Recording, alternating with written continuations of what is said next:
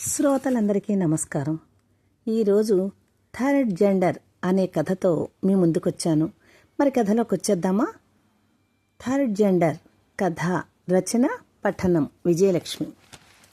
బయట calling bell మ్రోగుతోంది.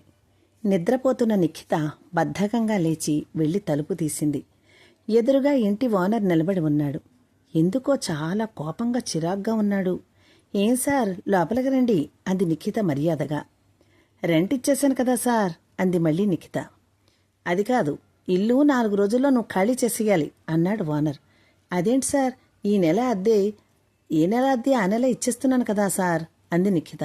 అమ్మా, ఇది నా ఇల్లు, నాకు అవసరం ఉంది, నువ్వు అర్జెంటుగా ఖాళీ చేసేయి అని చెప్పి విసురుగా వెళ్ళిపోయాడు ఓనర్.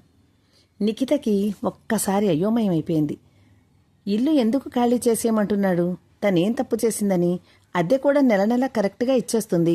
ఎంతో ప్రేమపూర్వకంగా నవ్వుతూ మాట్లాడే ఇంటి ఓనర్ ఎందుకంత అర్జెంటుగా ఇల్లు ఖాళీ చేసేయమంటున్నాడో అర్థం కావటం లేదు. మళ్ళీ అద్దె ఇల్లు వేట మొదలెట్టింది. దొరక్క ఇల్లు దొరికింది. పెద్ద పెద్ద అద్దెలు తనిచ్చుకోలేదు. తన స్తోమతకు తగిన ఇల్లు దొరికి 3 నెలలైంది. అంతే, అతను ఇల్లు ఖాళీ చేసేయమంటున్నాడు. ఏం చేయడం, మరలా వేట మొదలెట్టక తప్పదు అనుకుంది నిఖిత. టూలెట్ బోర్డుతో చిన్న ఇల్లు కనిపించింది నిఖితకి. అక్కడ వ్రాసి ఉన్న నెంబర్కు ఫోన్ చేసింది. ఇంటి ఓనర్ వచ్చాడు. తనను చూసి తటపటాయిస్తూ, అబ్బే, ఇల్లు అద్దెకివ్వను అన్నాడు. అదేంటి సార్, మరి టూలెట్ బోర్డు ఎందుకు పెట్టారు అంది నిఖిత.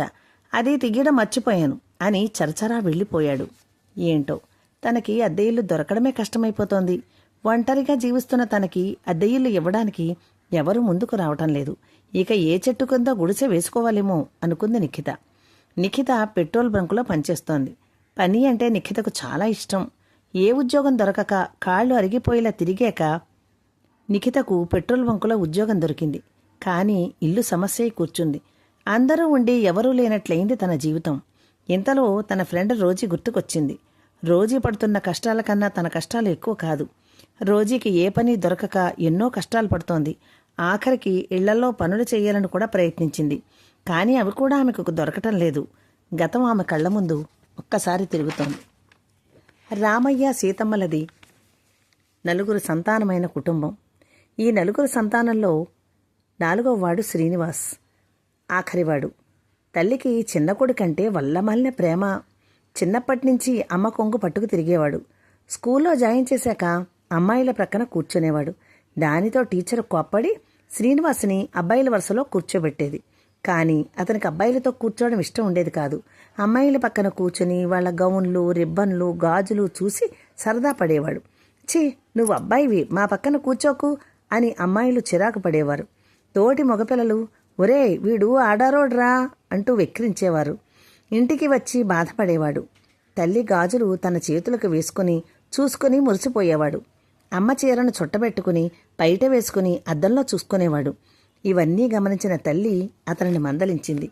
తప్పు శ్రీను, అలా ఆడవారి వస్తువులు వేసుకోకూడదు అని చెప్పింది. అయినా అతనికి ఆడవారిలా తయారవ్వాలనే కోరిక రోజురోజుకి పెరిగిపోతోంది. ఒకరోజు డ్రెస్సింగ్ టేబుల్ ముందు నిలబడి ముఖానికి పౌడర్ రాసుకుని కాటుకా పొట్టు పెట్టుకుంటుండగా పెద్దన్న చూసేశాడు. ఒరేయ్ ఆడారి వెధవా, ఏమిట్రా ఈ పనులు? మళ్ళీ ఇలాంటి పనులుగా చేశామంటే చంపేస్తాను అన్నాడు. ఆఖరకు అతని 15వ ఏట.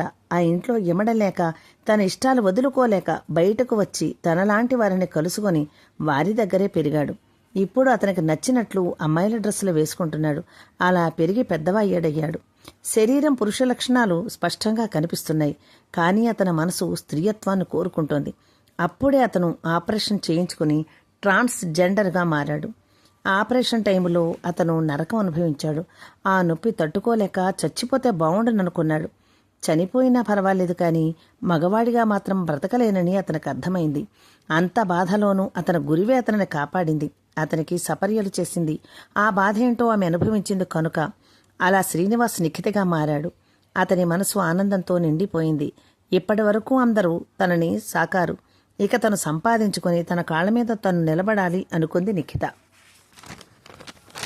ఎన్నో ఆఫీసులు తిరిగింది. తనను అటెండర్గా వేసుకోమని, స్వీపర్గా చేస్తానని వేడుకొనేది.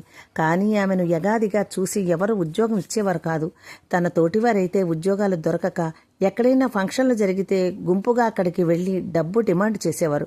వారు ఇవ్వమంటే తాము బట్టలు ఊడదీసుకుంటామని బెదిరించి డబ్బు సంపాదించేవారు. ఆ డబ్బుతోనే వాళ్ళు తనని పెంచారు. కానీ నిఖితకి అలా సంపాదించడం ఇష్టం లేదు.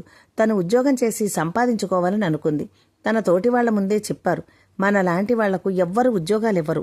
మనల్ని ఆడవాళ్లు వారితో కలుపుకోరు, మగవాళ్లు కూడా వాళ్లతో కలుపుకోరు. కనుక మనకు ఉద్యోగం ఇవ్వరు. అందుకే మేమంతా తిండి బట్ట సంపాదించాలి కనుక ఇలా సంపాదించుకుంటున్నాం. అటూ ఇటూ కానీ బ్రతుకు మనది. మనం ఎంత బాధపడినా మనకి పూర్తి స్త్రీయత్వం రాదు, పురుషత్వమూ రాదు. రెండింటికి చెడిన రేవడి లాంటి బ్రతుకు మనది. సమాజం మనల్ని చిన్నచూపు చూస్తుంది. ఆడవాళ్లు మనల్ని చూసి అసహ్యించుకుంటారు, భయపడతారు. మనల్ని వాళ్ళు కనీసం వాళ్ళ ప్రక్కన కూడా కూర్చోనివ్వరు. మగవాళ్ళకి మనల్ని చూస్తే చిన్నచూపు, ఏసడింపు. అలాంటప్పుడు మనలాంటి వారందరూ ఒకటిగా ఏర్పడి రోడ్ల మీద వెళ్లేవారిని ఆపి ఫంక్షన్లు జరుగుతున్న చోటకి వెళ్లి డబ్బు డిమాండ్ చేసి బ్రతకవలసి వస్తోంది. ఏం మనది ఒక జెండర్గా గుర్తించి మన ఉద్యోగావకాశాలు కల్పించాలి కదా ప్రభుత్వం. అటు ఇటు కాని తేడాగాళ్లని వెక్కిరిస్తుంటే ఆ బాధ ఎలా ఉంటుందో వాళ్ళకేం తెలుస్తుంది? అందుకే నిఖిత, మనం తిండి బట్ట సంపాదించుకోవాలంటే మనకి బాధలు తప్పవు అని తోటివారందరూ చెప్పినా నిఖితకి మనసొప్పలేదు. తను కష్టపడే డబ్బు సంపాదించుకోవాలనే ఉద్దేశ్యంతో ఎన్నో ఆఫీసులు తిరిగింది. తనకి పని పెంచమని, అలాగే ఇళ్ల పనులు చెయ్యాలని ప్రయత్నించింది. కానీ కుదరలేదు. ఆఖరకు ఒక పెట్రోల్ బంకులో ఉద్యోగం సాధించింది. ఆమె కష్టమంతా చెప్పుకుని వాళ్ల కాళ్ల మీద పడి బ్రతిమాలుకుని ఉద్యోగం సాధించింది. ఎక్కడో కానీ ఇలా ఉద్యోగం దొరకడం అలాంటి వాళ్లకు చాలా కష్టం. అందుకే తప్పట్లు కొడుతూ మగవారిని ఆపి డబ్బిమ్మని వాళ్ళకి దిష్టి తీసి వాళ్ళు బాగుండాలని కోరుకునే మంచి మనసు థర్డ్ జెండర్స్ది. కానీ వాళ్ళని చూస్తూనే ఆడవాళ్లు భయపడతారు. మగవారు అవహేళన చేస్తారు. ఏం బ్రతుకులు! మగవారిలా బ్రతకలేక మానసికంగా కృంగిపోయి కుటుంబంతో ఉండలేక ఎమడలేక రోడ్డెక్కి తమలాంటి వారిని వెతుక్కుని వారితో మమేకమై ఒక గ్రూపుగా ఏర్పడి ఒక విధంగా చెప్పాలంటే భిక్షాటన చేస్తూ జీవితాలు గడపడం.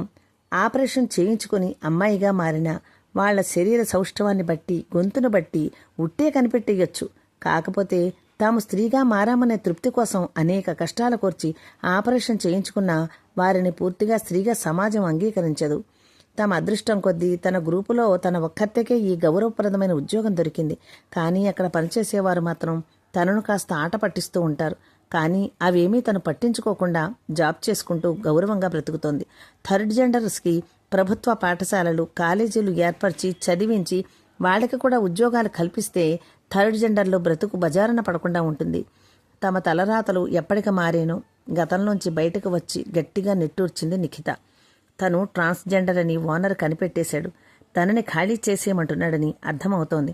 తనలాంటి వారికి సమాజంలో చోటు లేదా? నిఖిత కళ్ల వెంట జలజల కన్నీళ్లు రాలాయి.